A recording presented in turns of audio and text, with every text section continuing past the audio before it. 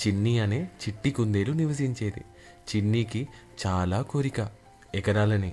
అయితే ఒకరోజు చిన్నికి అడవిలో ఒక మాయా చెట్టు కనిపించింది.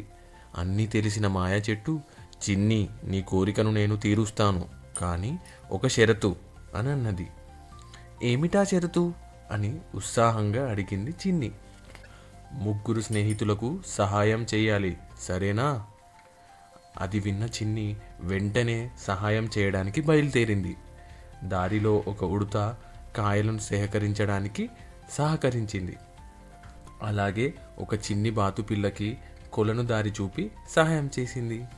ఆ తర్వాత ఒక తాబేలుకి పెద్ద పర్వతం దాటడానికి సహాయపడింది.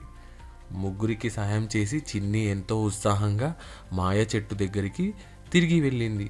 అప్పుడు ఆ మాయ చెట్టు ప్రకాశిస్తూ, చిన్ని, నువ్వు నిజమైన దయను చూపెట్టావు, ఇప్పుడు నీ కోరిక నెరవేరుతుంది అని అన్నది.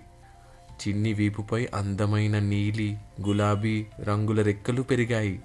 వావ్, నాకు రెక్కలు వచ్చాయి, నిజంగా రెక్కలు అని చిన్ని సంతోషించింది. చిన్ని రెక్కలు విప్పి గాల్లోకి ఎగిరింది. మేఘాలలో పక్షులతో ఎగిరింది.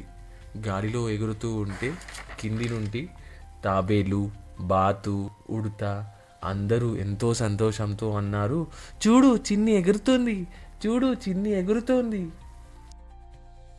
నా కథ మీకు నచ్చిందా?